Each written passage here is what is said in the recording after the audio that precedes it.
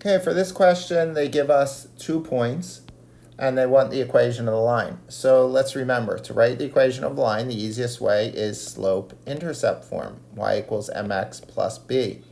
For that, I need two things. I need the slope, and I need the y-intercept.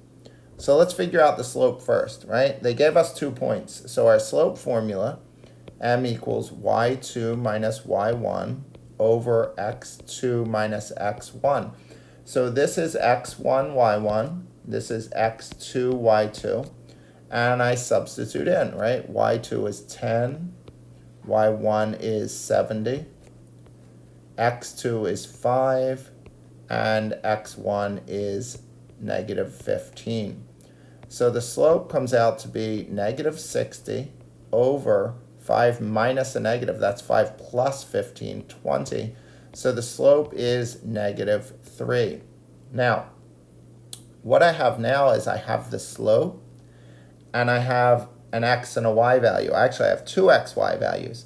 So what I'm going to do is I'm going to use my equation, y equals mx plus b, and I'm going to substitute in the slope and an x and a y value. So for this, I get to choose which x, y value I want to use, right?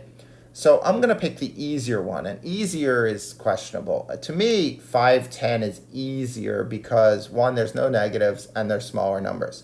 So I'm going to use 5 as x and 10 as y, and the slope, which we just calculated, of negative 3. So I'll substitute in.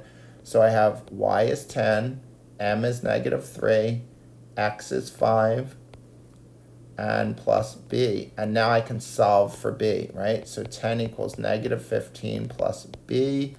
I'll add 15 to both sides, and I get 25 equals b. So b equals 25.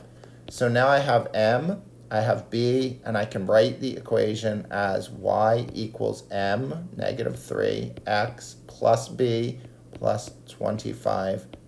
And there is the equation of the line that goes through those 2 points.